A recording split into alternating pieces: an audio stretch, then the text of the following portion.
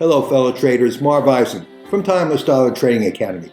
And today I just want to point out the big picture on the chart of the S&P. This is the one-day chart of the S&P market, not the futures market. And notice that from the time of the presidential election on November 5th, the market gapped up. And as I said, gaps always close, and here it closed on January 13th.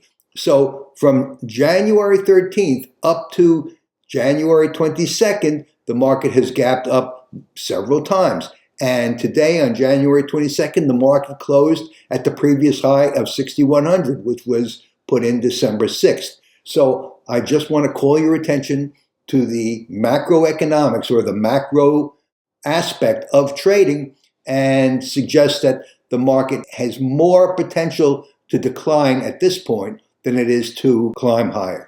That's my video for today. Trade safely, use lots of patience. Thanks so much for watching, and I'll see you in my next video. Marv Eisen from Timeless Dollar Trading Academy.